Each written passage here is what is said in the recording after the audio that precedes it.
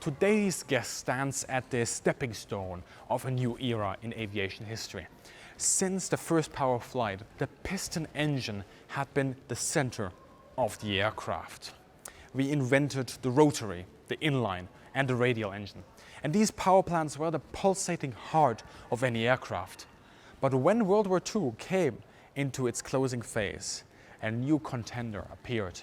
First based on theory and experimentation, power was suddenly no longer a product of cylinder and propellers, but came with the wailing shriek of the jet turbine, the Messerschmitt Me 262.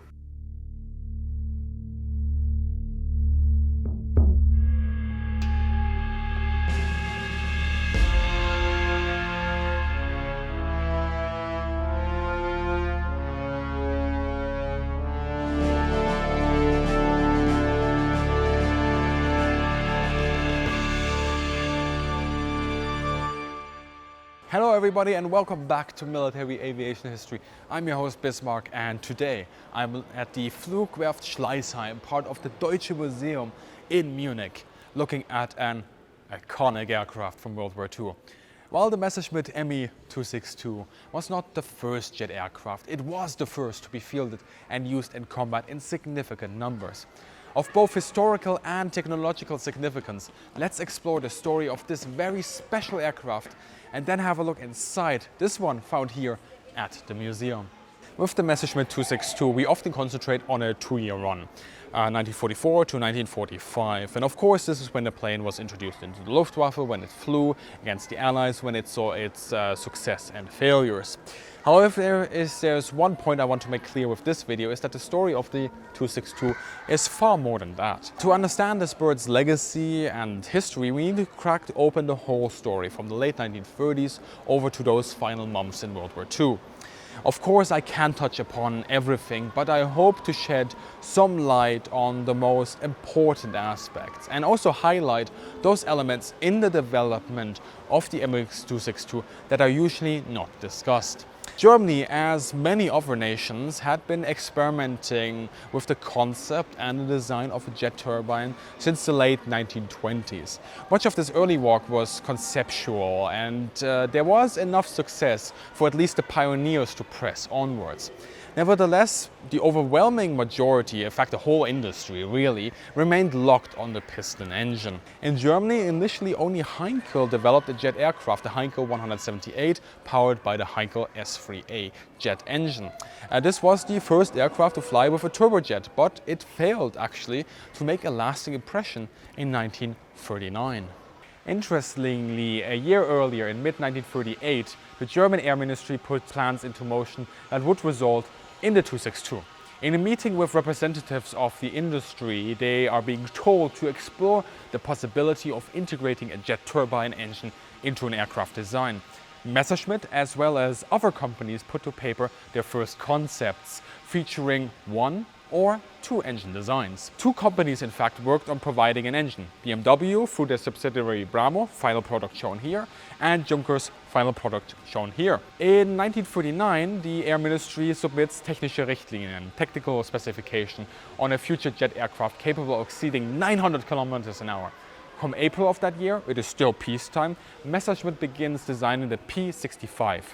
Now, it should be noted that throughout this time, Willy Messerschmitt is joined by various aeronautical engineers that often do not get any credit for their help in designing the eventual Me 262. There's Woldemar Voigt, Wolfgang Dengel, Karl Althoff, Walter Eisenmann, and Richlev Schomerus. Only a few months after this, in June 1939, P-1065 is submitted to the Air Ministry. It is a twin-engine interceptor in a tail-dragger configuration, anticipated to go a maximum of 950 kilometers an hour, with endurance of 1 hour and armed with one MG-151 and one MG-151-20. That might sound puny for World War II, but it was heavy firepower for the time, when most aircraft were only using guns in the vicinity of 30 cal. Construction began in September 1939, just as Germany invades Poland, kicking off World War II in Europe. Only a little while later, construction began of the Jumo 004 engine. Thus, the groundwork for the Me 262 was laid even before the war started, although naturally the design would go through various iterations in the coming years. With the 262, we can see a split in the development of the fuselage and the jet turbine right around this point in time. And this is going to become a major critical point in the years forward. The design makes good progress overall. In early 1940, the Air Ministry orders 20 prototypes to be built, and the final specifications of the plane are drawn up. Amongst these are some interesting novelties, such as a drag chute, in fact, and air brakes, neither of which are retained in the eventual design. Around this time too, a significant upscaling of the weaponry is proposed, with 3 Mk-108s instead of the earlier lighter armament. By June of that year, the first prototypes, P-1065 V1 and V2, are in the works, and the first engines are also being tested. One of the most critical design changes comes in November 1940. The engines are now slotted to be hanged below the wings rather than worked into them. This made it easier to produce and would give the Me-262 its trademark looks, and proved to be, although aerodynamically not ideal, of greater value for maintenance. By the end of the year, next to the prototypes, the Air Ministry already submits orders for a small pre-production series. Yet, while the fuselage progresses nicely, the engines still lag behind, and BMW is not able to keep to schedule. Just a few months later, the Me-262 conducts its first flight, but it is in fact driven by a piston engine, the anemic 700 horsepower Jumo 210. And this is enough to, test the general air characteristics of the airframe. The Air Ministry also starts to push the companies working on the project to up their pace. It deserves to be mentioned that the Heinkel 280 flew in March 1941, also equipped with 2 engines, the Heinkel S8As. Yet, when approached by the Air Ministry on whether he believes that the 280 was ready, Heinkel remained skeptical, citing the engines as his major concern. Nowadays, some consider this to be the defining moment that torpedoed the Heinkel jet to the expense of the later 262. But we have to be cautious there. Considering their personalities, it is unlikely, yes, that Messerschmitt have been equally honest. But the Heinkel aircraft did have its problems too. Just because it flew in March 1941 didn't mean it was ready. Just like Gloucester's first jet-powered flight 2 months later in Britain didn't mean that the RAF already had a jet. In any case, the Heinkel jet is kept in the race until early 1943. At this point, the development of the 262 is going well, but the project is about to run into trouble. Both BMW and Junkers work on 2 separate engines and have relative success, but it's not progressing as smoothly as hoped. While BMW struggles with the performance and reliability, Junkers is instructed to ensure they can actually produce the engine with less scarce resources and it being less fuel consuming. And this is going to be one of those main problems with getting the 262 itself into the air. In fact, seeing the time frame pushed back significantly in order to accelerate the process of getting the plane airborne, Messerschmitt approaches the Air Ministry asking whether he could install an experimental rocket engine as an interim solution, but this suggestion is denied. By mid-1942, BMW is in fact out of the race and cancels its engines. During a first flight with their engine, the P-3302, it failed miserably and the pilot still managed to land safely only because of the auxiliary piston engine in the nose. A redesign sees then success as the 109003 jet engine, but in any case not used on a 262. The complexities of the power plants and this failure in particular tempers the spirit of the Air Ministry, whom now cancel the majority of their orders and instructs further testing. Coming to the rescue of Messerschmitt were the Junkers engines, as they allow the aircraft to actually undertake its first flight in a pure jet configuration on the 18th of July 1942. Based on this first test flight, the aircraft is changed from a tail dragger to its final tricycle design.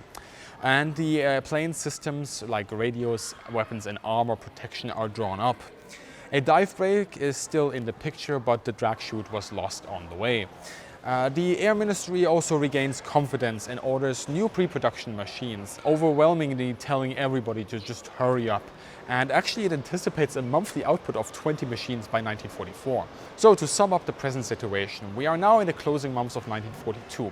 While the Junker engines work, they are not yet ready for series production. The plane itself is shaping up, but has yet to iron out many of its kinks, especially its behavior at high speeds. The Air Ministry aims for an introduction in 1944, which, given how things turned out to be, was a good estimate. The Luftwaffe pilots start to push for an introduction in 1943.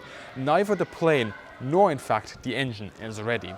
You got to remember that the pilots look at the tactical dimension of this aircraft, and those that get to fly it fly the best and most reliable prototypes. While the machine might work well, this does not mean that it is ready for combat duty. This is where I will have to touch upon the good old discussion of who killed the Me-262. I don't think there is so much a who or any sort of unicausal explanation, but a combination of factors that ultimately ensure that the Me-262 comes in at the time it does. In the past, most have blamed Hitler. Chief among the evidence was, of course, Galland's autobiography, citing the incident where Hitler sees the aircraft for the first time and tells everyone to make it into a bomber. This story is often repeated without really a consideration of the overall context. Without taking any away of the blame that might fall upon Hitler, the incident might very well have happened just as Galland told us, although there are in fact at least 3, maybe 4 different accounts of the same meeting that I know of. Let's expand our scope just a little bit. I've already alluded to the issues Messerschmitt has with the aircraft. This is the first jets the Germans have that they test to such a rigorous degree. Jets are new, unexplored territory. Mistakes are made, and experimentation, not tried and proven concepts, allow them to advance. Likewise, the engines are the cornerstone of what is achievable at this point. For the last 30-odd years, everyone has been building piston engines. All the old rules now go out of the window with the turbine. Throughout the development of the aircraft, the project keeps being slowed down because the people that work on it navigate on chartered territory. It is only by the summer of 1943 that the first new Jumo 004s, the less resource-intensive version, start rolling out for testing. And at the same time, without having the engines, the Air Ministry already orders a run of 100 machines. Only weeks later, it transpires that the aircraft still has no pressurized cockpit, which would be required. Indeed, the plane is still lacking a truly finalized concept of the most essential elements. There is another striking aspect that is often forgotten when we talk about the Me-262 and its role as either a bomber or a fighter. In February 1943, a notice goes out to the industry stipulating that any future fighter design needs to be capable of carrying bombs as a fighter bomber. In March 1943, Messerschmitt and the Air Ministry agree that a 262 needs to be capable of equipping at least a 500-kilogram bomb. Messerschmitt himself submits a notice expanding the scope of the 262 to a fighter-bomber role just days later. And in May 1943, this is a formalized project in the Projektübergabe 4, calling the Me-262 both a fighter and a Jabo, a fighter-bomber. In September, Messerschmitt submits a further concept of the 262 as a fighter-bomber, carrying either one 1,000-kilogram bomb or 2 500-kilogram bombs. As a reminder, Hitler's confrontation with the 262 was only in November of that year, which means that not only did Messerschmitt have 8 months in which the company knew that the plane, to be accepted in the first place, had to be able to carry bombs, but it was actively incorporating this aspect into the design. This was still during the development cycle and not after it, and the 262 was not ready for production at this point in time. After seeing the 262, of course, Hitler's insistence certainly had an influence in that the plane's main role was now shifted from a fighter role to that of a fighter-bomber. This is the effect that Hitler has on the project, and it is not a pretty one. However, this does not mean that the planes start to roll out to the frontline units with any additional delay. The Messerschmitt company knew, as I said, about the requirements months ago, had agreed to them and had made sure they would be feasible. Likewise, the pylons, so the actual devices carrying the bombs, they aren't exactly jet signs, and they can be made available very quickly. Never mind what an absolutely silly idea it was to insist on bombs on the 262. This is not the cause for the delay. The cause is the simple fact that the technology is cutting edge, poorly understood, and in need of substantial experimentation, and the events surrounding the Me-262 create this dire situation in which the Luftwaffe and the Air Ministry ever more desperately try to get the aircraft up and running, but simply running themselves into a wall of what is humanly feasible and what is not, given the circumstances of the time. As the aircraft is brought to the front lines, they are now used as fighter bombers, with mixed success. However, as a fighter platform, the aircraft shows remarkable promise. On the 18th of July, only a little while after becoming operational, an Me-262 succeeds in shooting down a Mosquito. For the Germans, this is a telling success, as the Mossi was a constant annoyance that had yet to be countered by the Luftwaffe. While the bomber operations run in France on a relatively small scale, another combat trial is running at home.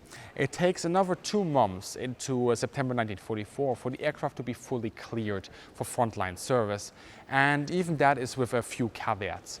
Again, the engines, the gear and the weapons remain a cause for concern. This tells us that the aircraft was not yet ready in the traditional sense. At this point, Messerschmitt also has yet to provide a trainer version of the aircraft, making conversion to it even more difficult. Until now, no pilot had experience with a jet aircraft, and this again causes delays and prevents a rapid introduction into the force. The production of the Me-262 is taking blows, and decentralization thereof has already begun. This is made even worse when the Allies start to push into Germany in late 1945. A whole production highway between Stuttgart and Munich in the south of Germany is established, and this does give the Germans the theoretical numbers that they need to put out a reasonably strong fighting force. All in all, about 6,000 Jumo engines are built. Around 1,400 airframes are completed. Yet only about 400 planes make it as one finalized piece to the squadrons. I want to quickly talk about the aircraft we have here in Schleissheim, as it is a unique piece of history. Next to one that was recently restored in the US, this is probably the most remarkable Me-262 left in the world, as it is fully original and in perfect condition. The aircraft itself was built in late 1944 and is a perfect representation of this sort of decentralized production I talked about earlier. The fuselage, for example, here was built in Austria in a subterranean factory, while the wings here are built near Stuttgart. Obviously, a lot of the construction was handled by forced labor. It flew with JG7 as Weiße 3, and in the end of April 1944, the pilot deserted to Switzerland. He landed in Dübendorf, and even though he had to force a hard touchdown, the gear held firm. The Swiss Army inspected the aircraft, but never really sought to put it into the sky. The runway at Dübendorf was too short anyway, and there was never any attempt to bring it somewhere else. Thus, it was kept there on display. In 1954, it was gifted to the Deutsches Museum here in Munich, and it received a protective coating. Not very pretty, but it served for the time. In the early 1980s, the museum then commenced restoration work. Sadly, and no one is sure nowadays why exactly things happened as they did, when they uncovered the original paint coat, the staff only took a few photographs and then removed the original camo from 1945 as well. Back then we knew even less about restoration works than now, so this was sadly a simple reality that mistakes were made. Regardless, a new camo was added based on the original pictures from the aircraft from 1945. With the complex history of this aircraft, just prior to opening the new exhibition in 1984, the directorate decided to overpaint the swastika markings on the tail and made no attempt to place the aircraft into its historic context. This was very much sort of a product of its time.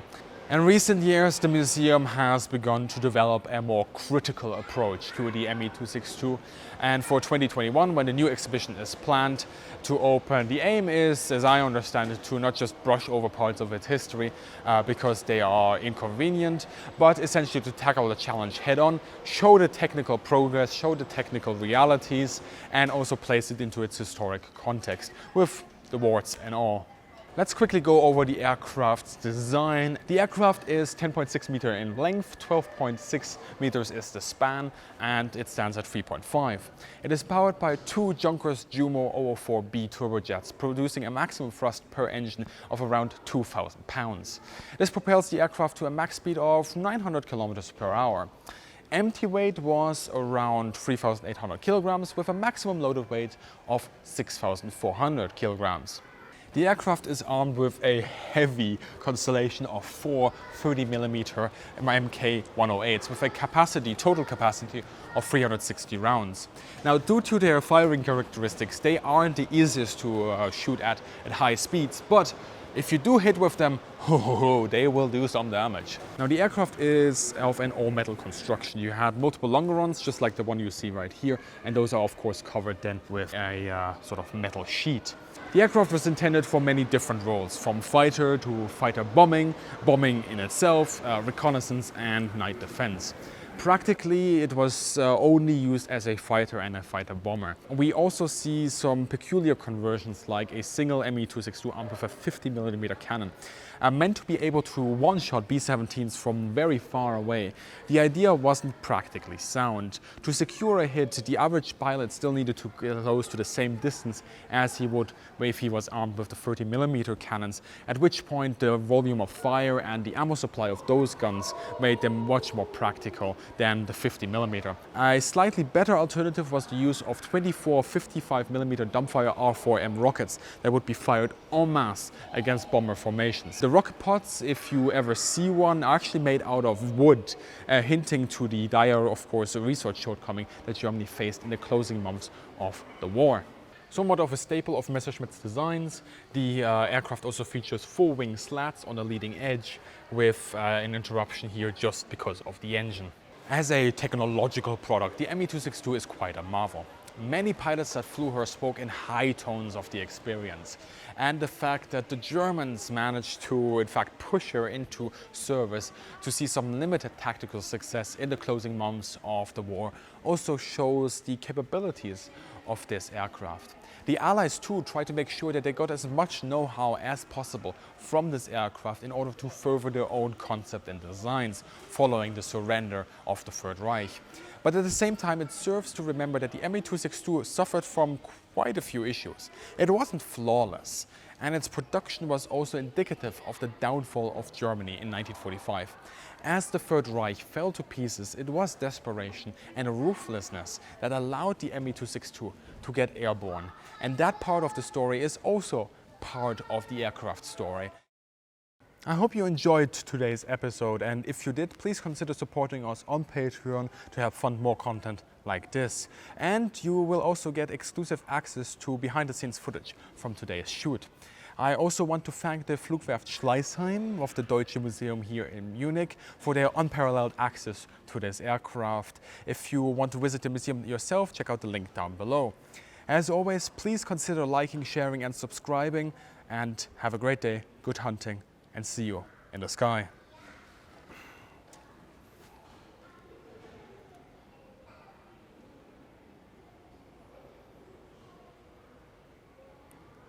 These are meant for clicking, just any of them.